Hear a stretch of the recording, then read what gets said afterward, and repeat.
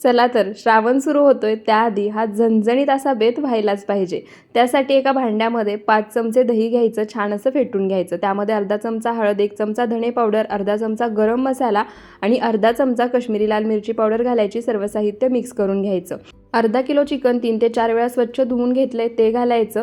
एक मध्यम आकाराचा उभा चिरलेला कांदा घालायचा आणि 3 हिरव्या मिरच्या घालायच्या। चवीनुसार मीठ घालायचं आणि सर्व साहित्य एकसारखं मिक्स करून घ्यायचं, म्हणजे मसाला चिकनला सर्व बाजूनी व्यवस्थित लागेल। आणि हे चिकन 10 मिनिटं मॅरिनेट होण्यासाठी बाजूला ठेवायचं। गॅसवर कढई गरम करायला ठेवली आहे, त्यामध्ये 2 मोठे चमचे तेल घालायचं।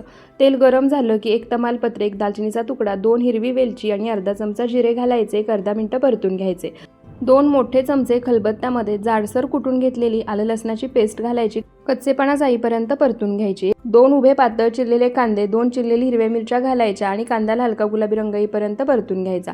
1 चिरलेला टोमॅटो घालायचा। टोमॅटो सुद्धा छान मऊसूद होईपर्यंत परतून घ्यायचा। 1 मोठा चमचा कांदा लसूण मसाला, 1 चमचा पुलाव मसाला यामध्ये घालायचा आणि थोडंसं पाणी घालून मसाल्याचा कच्चेपणा जाईपर्यंत, तेल सुटेपर्यंत परतून घ्यायचं। मॅरिनेट केलेलं चिकन घालायचं, मिक्स करून 1-2 मिनिटं परतायचं आणि झाकण ठेवून चिकनला स्वतःला सुटणाऱ्या पाण्यामध्ये 15 मिनिटं चिकन शिजवून घ्यायचं। त्यानंतर जेवढा रस्सा हवा आहे त्यानुसार पाणी घालायचं आणि मीडियम टू लो फ्लेमवर हे चिकन छान असं शिजवून घ्यायचं।